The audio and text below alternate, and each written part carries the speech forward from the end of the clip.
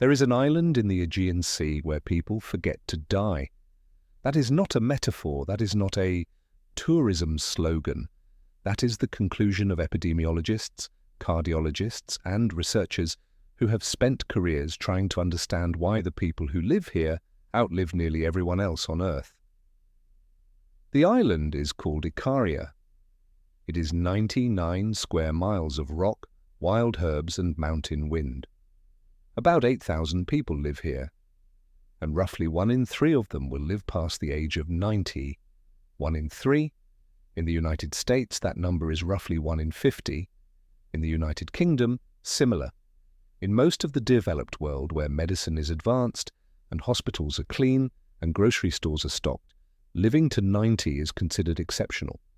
In Ikaria, it is considered ordinary. The extraordinary thing to the people who live here is when someone doesn't make it. The question is not what they eat. The question is not what supplements they take or what exercise regimen they follow.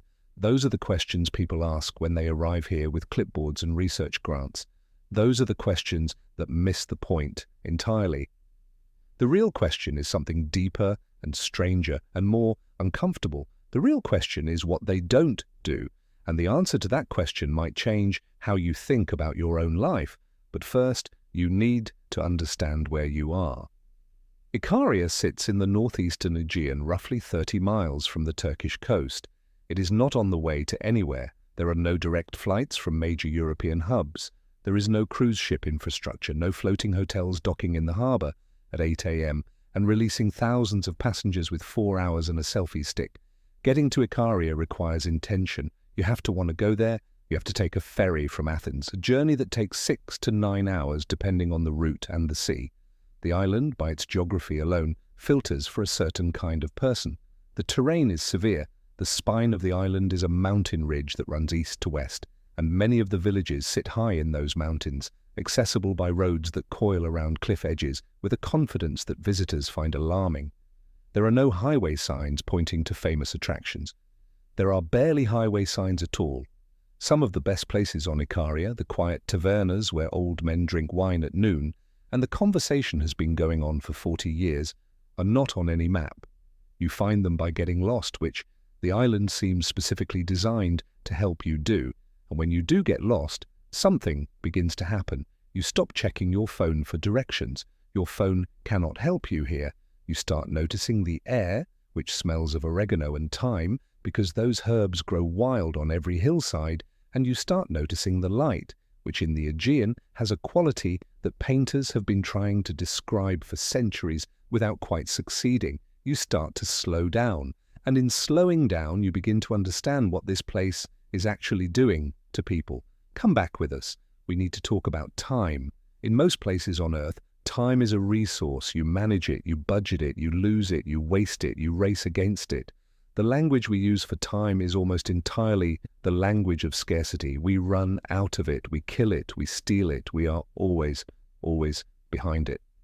The modern world is organized around this anxiety, and modern people have absorbed it so deeply that they no longer recognize it as anxiety.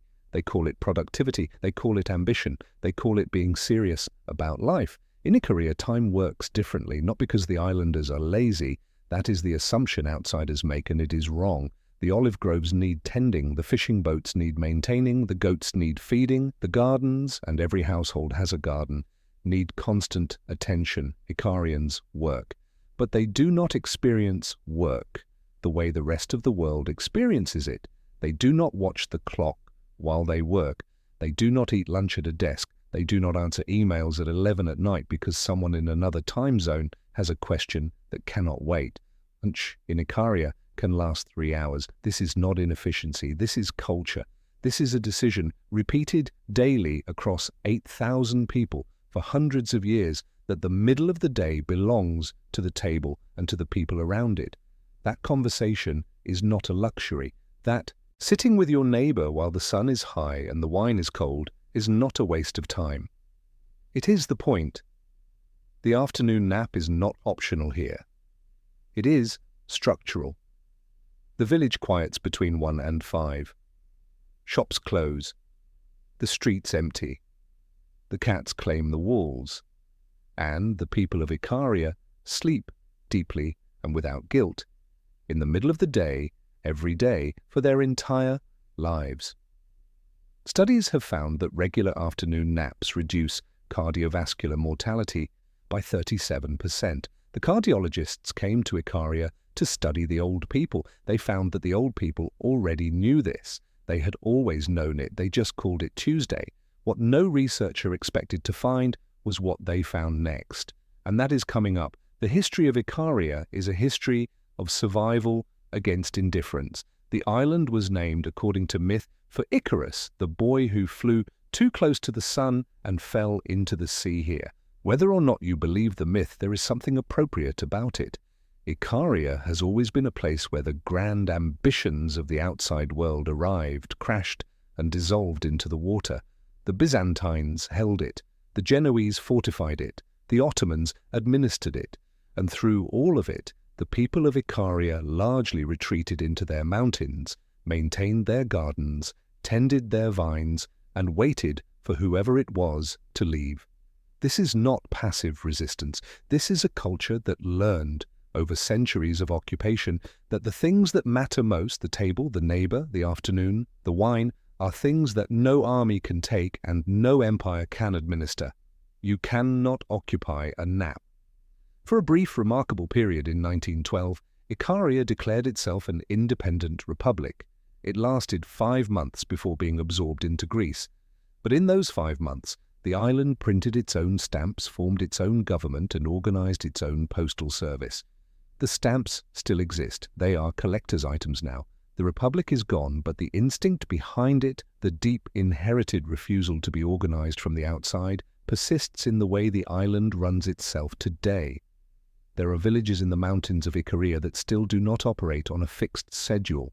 The panegyri, the festivals that the island holds throughout summer, begin when they begin. Not at 8 o'clock. When the musicians are ready, when the food is cooked, when the mood is right. People arrive when they arrive. They stay until they don't want to stay anymore. There are no last orders. There is no closing time. The oldest person present will likely dance the longest, and they will almost certainly dance again next year. The diet here receives enormous attention, and it deserves some. Icarians eat from their land in a way that most of the developed world has been told to aspire to and has largely failed to achieve. Garden vegetables. Wild greens pulled from hillsides that pharmaceutical companies have begun sending botanists to study. Olive oil in quantities that would alarm a nutritionist from anywhere else. Goat's milk and goat's cheese. Legumes cooked slowly. Honey from bees that feed on wild herbs. They drink herbal tea made from plants that grow outside their door, plants that contain compounds now being synthesized in laboratories and sold in capsules in health food stores at considerable expense. The people of Ikaria have been drinking them free for centuries. They call it mountain tea. They drink it because it tastes good and because their grandmother told them to. But here is what the diet studies keep discovering and keep being surprised by. It is not any single food. It is not the olive oil or the wild greens or the herbal tea taken in isolation. It is the combination. And the combination works not just because of what is in it, but because of how it is consumed, slowly, together, without urgency, around a table that is never quite cleared because someone is always arriving and something is always being added. The social architecture of Icarian life is as important as anything on the plate. Loneliness is one of the most significant risk factors for early death in the modern world. Isolation accelerates cognitive decline, weakens the immune system, and contributes to cardiovascular disease at rates that rival smoking. This is not opinion. This is epidemiology.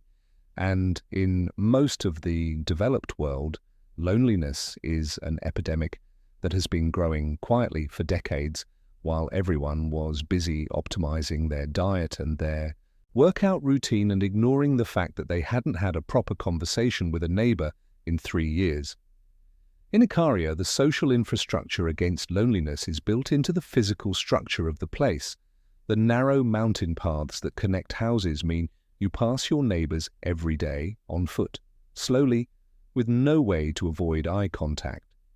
The taverna at the center of every village is not a restaurant in the commercial sense. It is a living room that everyone shares. The festivals, which happen with a frequency that would exhaust a professional event planner, are not entertainment. They are maintenance. They are how a community reknits itself every few weeks, confirms that everyone is still there, still dancing, still arguing, still present. The old people in Ikaria do not retire into invisibility. They remain at the table. They remain in the conversation. Their opinion is solicited, and their knowledge is considered relevant. Growing old here is not a withdrawal from life. It is a continuation of it, slower perhaps, but no less engaged. And this might be the thing that the researchers have the hardest time quantifying. You cannot put purpose into a clinical trial. You cannot randomize belonging. You cannot control for the effect of being somewhere that expects you to still be here next year and the year after that and the year after that. But it matters. It matters enormously. And somewhere in the mountains of Ikaria, a woman in her 90s is walking to her neighbor's house to return a pot she borrowed last week, not because she needs to, but because returning the pot is a reason to go and going is a reason to keep going. Something is changing in Ikaria, though, and not everyone is at peace with it. The researchers came first, and then came the journalists, and then came the travel magazines. And now each summer brings more visitors who have read about the longevity and want to absorb some of it, photograph it, taste it, post about it, and leave before September. The ferry is fuller. The tavernas on the coast are busier. A handful of boutique hotels have appeared in recent years, their white walls a little too fresh, their menus a little too curated, their rates a little too high for anyone who actually grew up here. The young people of Ikaria face what young people in beautiful discovered places everywhere face. The homes their grandparents built are now appraised at values their grandparents could never have imagined. The wages available on the island have not kept pace. Athens is 4 hours away by boat, but Athens has jobs and apartments and a world that does not require you to wait for the ferry. The young leave, not all of them, but enough that the question of what Ikaria looks like in 50 years is one that the older residents prefer not to think about too hard over their afternoon wine. There is a kind of painful irony in this. The world came to Ikaria to learn how to live longer, and the attention that followed may, in time, shorten the very conditions that produced the longevity in the first place. The peace is valuable because it was protected by irrelevance. Remove the irrelevance and you must actively protect the peace, and that is a much harder thing to do. The municipality is watching. Some residents are already pushing back, arguing for limits, for preservation, for the kind of gentle friction that keeps mass tourism from becoming a solvent that dissolves culture rather than celebrating it. The outcome is not yet decided. It rarely is in places like this. But for now, in October, when the summer ferries thin out and the last boutique hotel closes for the season, Ikaria returns to itself. The tavernas settle back into their natural rhythm. The panegyri season winds down and the hills go quiet. The mountain paths belong to the goats and the wild herbs, and the old people walking between houses that have stood for 200 years. And somewhere on this island, a man who was born before the Second World War is sitting in the sun outside his house, drinking mountain tea, in no particular hurry to be anywhere at all. He is not doing this because he read a study. He is not doing this because a doctor told him to. He is doing this because this is what afternoons are for. This is what they have always been for. His father sat in this same sun, his grandfather before that. There is no word in Greek that translates precisely to the English phrase time management. The concept, as it is understood in corporate offices and productivity apps and the frantic arithmetic of modern scheduling, does not have a clean equivalent. The closest the language gets is an older word, one that suggests not the management of time, but the fullness of it. The sense not of fitting more into time, but of inhabiting it more completely. The people of Ikaria do not manage time, they live in it. They let it move at the speed it chooses to move, which is roughly the speed of a conversation, a meal, a walk up a mountain path in the afternoon when the light is long and the herbs are loud and there is nowhere, genuinely nowhere, that you need to be. Ikaria does not offer an escape from modern life. That would be too simple. It offers something more challenging than escape. It offers a mirror, a place that has quietly, stubbornly, without making a grand announcement about it, organized itself around a different set of priorities, and in so doing has produced people who live longer, sleep better, worry less, and die when they finally do, having been present for most of it. You will probably go back to your traffic, your notifications, your schedule, your sense that time is running out and there is still so much to do. But if something in this place, this small, difficult, impossible to get to island in the Aegean, makes you pause and ask whether the pace you're living at is the pace you actually chose or just the pace that was handed to you without your permission, then perhaps Ikaria has already done what it does to most people who encounter it. It has slowed you down, if only for a moment. And according to the evidence, a moment is exactly where it begins.